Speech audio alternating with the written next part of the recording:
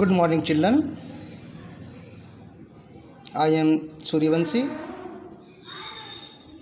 I will teach you today the first chapter of science of class 8th. So be ready and take care. Please listen carefully to understand the first chapter. Name of the first chapter is food production. Food productions, क्योंकि आप जानते हैं, you know very well, all living beings need food by which we get nutrition, by which we do many activity, we do many work. तो by energy, food gives us energy and energy is able to do work.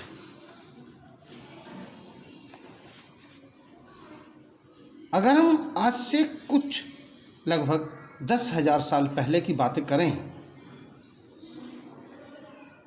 तो उस समय आदि मानव एक शिकारी हुआ करते थे. खाने को जंगलों से इकट्ठा करते थे.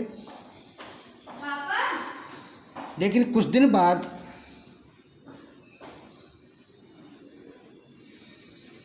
उनके हाथ से कुछ दाने छूटकर नीचे गिरे और वो दाने जमीन पर उगाए. From them a good gatherer, a hunter became a settler. Settle हो गया. उस दिन के बाद agriculture kept on progressing.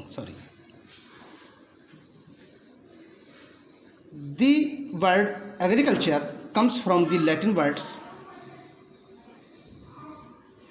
Eager, it means field, and culture means care. खेतों की देखभाल करना, खेतों से फसल उगाना ही एग्रीकल्चर कहलाता है. Agriculture means growing of plants from the ground. इसके अलावा पशुपालन भी एग्रीकल्चर का ही एक हिस्सा है.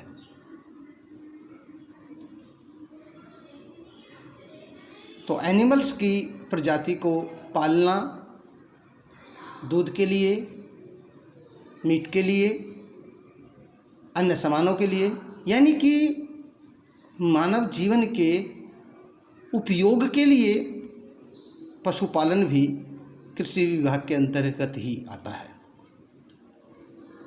तो सबसे पहले बात करेंगे हम फूड प्रोडक्शन की. तो फूड प्रोडक्शन के लिए सबसे पहले ज़रूरत है crop.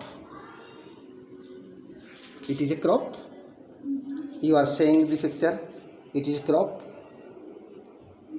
Very big difference between a crop and a forest.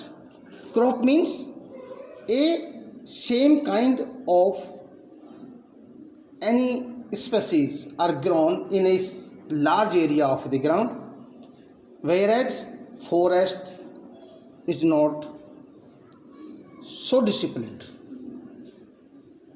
Forest means एक जगह पर शीशम, वहीं नीम, वहीं घास, वहीं खरपतवार, बहुत तरह के उल्टे सीधे प्रकार के पौधे मिलेंगे. लेकिन crop means one kind species, यानी एक तरह की फसल को उगाना ही क्रॉप्स कहलाता है. विभिन्न प्रकार की फसलें हो सकती हैं. आप अपनी इस एक छोटी सी टेबल में देख रहे होंगे. Cereal crops, pulses crops, oil seed crops, tuber crops, root crops, fiber crops, sugar crops and plantation. इनके एग्जाम्पल भी साथ में हैं.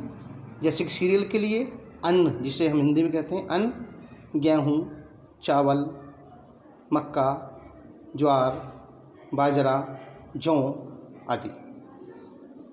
पल्सेस हम सब घरों में यूज़ करते हैं. दाल, पी, बीन, अरहर, ग्राम यानी चने की दाल, सोयाबीन एंड लेंटिल मूंग की दाल। कुछ फसलें ऑयल्स के लिए तैयार की जाती हैं, उनसे हम ऑयल प्राप्त करते हैं। ग्राउंडनट मूंगफली, सीसेम कैस्टर अरंडी का तेल, कोकोनट नारियल, मस्टर्ड सरसों का, and soybean also a oil seed crops. Tuber crops, tuber means ये एक स्टेम होते हैं, अंडरग्राउंड पैदा होते हैं और इनके स्टेम अपने बनाए हुए खाने को स्टार्च के रूप में इनमें इकट्ठा कर लेते हैं। इन्हें कहते हैं हम tuber crops. You are seeing examples ginger and potato. There are the some roots which are eaten as a food source such as carrots, turnip, sweet potato. There are some fiber crops जिनकी हम रस्सियाँ बनाते हैं, रस्से बनाते हैं, धागे बनाते हैं, फैब्रिक बनाते हैं। You are seeing cotton, jute, jute की आपने बोरी देखी होगी। कोकोनट यानी कि नारियल की रस्सी भी आपने देखी होगी। कुछ क्रॉप्स ऐसी होती हैं जिनसे हम स्वीट यानी कि शुगर बनाते हैं, जैसे कि शुगर केन, बीट रूट्स। कुछ फसलें डायरेक्ट नहीं बोई जाती, उनको पहले नर्सरी तैयार की जाती है, उसके बाद उनका प्लांटेशन किया जाता है, जैसे कि टी, कॉफ़ी, रबर, कोकोनट।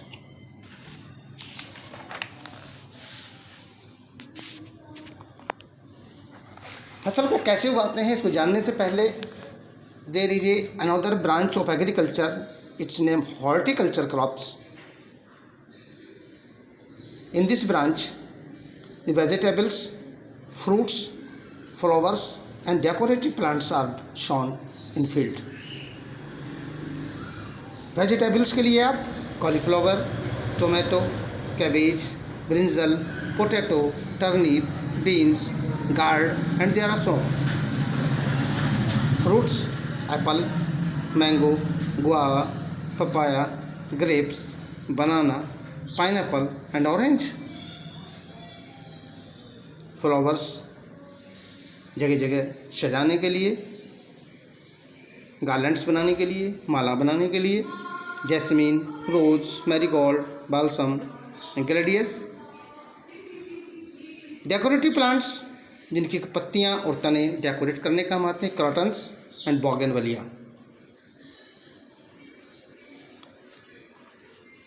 कौन सी फसल कब बोई जाती है, उसका बोने का समय क्या है, what is the time of the harvesting? According to the season there are the two types of crops.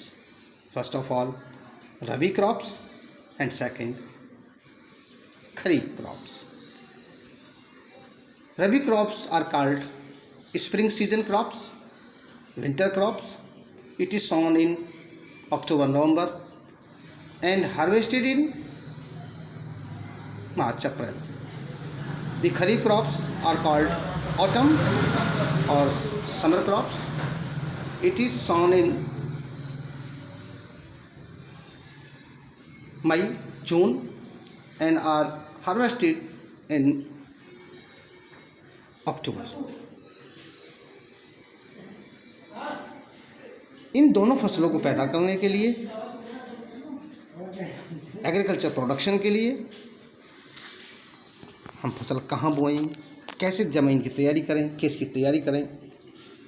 तो इस खेत की तैयारी करने को बीज बोना, कितना उसमें फर्टिलाइज़र डालना है, कितना उसको हम मैन्योर प्रोवाइड करेंगे, कौन सा बीज सेलेक्ट करेंगे, बीज कैसे सेलेक्ट करेंगे, ज़मीन को कैसे तैयार करेंगे, उसकी इरिगेशन सिस्टम क्या होगा, कितना उसको पानी देंगे, कब उसको पानी देंगे, इस सारी जानकारी के लिए हमें चाहिए agriculture practice. Here is a agriculture practice का एक छोटा सा chart. First of all, soil preparation, selection and sowing the seeds, irrigation, watering of crops, weeding and crop protection, harvesting and storage, ploughing, ये सॉइल प्रिपरेशन के अंदर आएंगे, levelling and manuring. तो first of all we shall go to the topic soil preparation. Soil preparation, soil preparations means जमीन को, खेत को उस बीज के बोने के अनुसार तैयार करना। तो सबसे पहला काम होगा हम उस ज़मीन को भुरभुरी बनाएं, उस ज़मीन को एरिटेड करें, नीचे की मिट्टी ऊपर, ऊपर की मिट्टी नीचे। आप समझ गए होंगे, इस काम को कहते हैं प्लॉइंग और टिलिंग। इससे क्या होगा, इससे बहुत फ़ायदे हैं, अब देखिएगा। It helps the growth of microorganisms and worms present in this soil. जो हमारे माइक्रोऑर्गेनिजम्स होते हैं वो नीचे के ऊपर, ऊपर के नीचे, यानी कि वो मरते रहते हैं। उनसे एक ह्यूम्स बनता है ज़मीन में, जो कि खेत की, ज़मीन की फर्टिलिटी के लिए बहुत ही अच्छा एक मैन्योर का काम करता है। Number 2, least mines are brought up from the lower level. जो कुछ मिनरल्स नीचे दबे हो जाते हैं वो ज़मीन को जब हम जुताई करते हैं तो ज़मीन की ऊपरी परत में आ जाते हैं, जो कि खेतों को अच्छा, जो कि पौधों को अच्छा न्यूट्रिशन देते हैं। जुताई से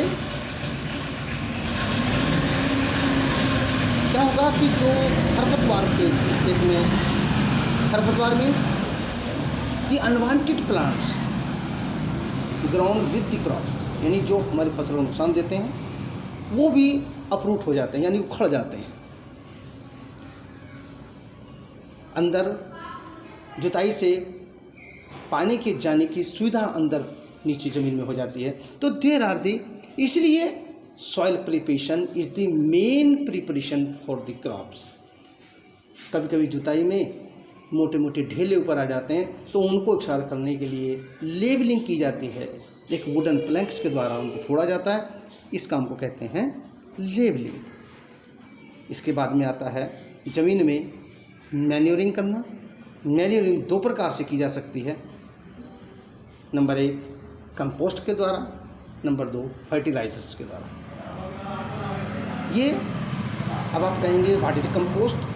जितने भी घरों में हमारा सामान होता है, हमारा छिलके होते हैं, हमारे कागज़ होते हैं, हमारे कपड़े होते हैं, गले सले कपड़े होते हैं, या हमारे गाय भैंसों के मूत्र होता है, फेसिस होता है, गाय भैंसों के नीचे का खाना बचा हुआ होता है, दीज आर डम्प्ड इन ए पिट। इनको सबको एक गड्ढे में दबा दिया जाता है और इनको माइक्रो ऑर्गेनिजम्स डिग्रेड कर देते हैं, और कुछ समय बाद यही डिग्रेड हुआ material is called compost and this process is called composting.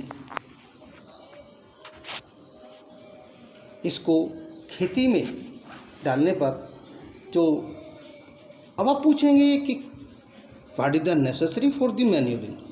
हम फसल बोते हैं, हर फसल को एक विशेष प्रकार के एक न्यूट्रिएंट्स की आवश्यकता होती है और वो ज़मीन से उस न्यूट्रिएंट्स को ले लेता है। इस प्रकार हमारी ज़मीन में उस न्यूट्रिएंट की कमी हो जाती है। उस न्यूट्रिएंट की कमी को पूरा करने के लिए हम खेत में मैन्योरिंग करते हैं। So it is very necessary to the manure to the field to maintain the fertility of crops. उसके बाद में नंबर आता है ज़मीन को तैयार करने के बाद sowing the seeds. Sowing seeds, सबसे पहला काम, सोइंग सीड से पहला काम है to select the best seed. इसके लिए हमारे पास एक तो है स्टेट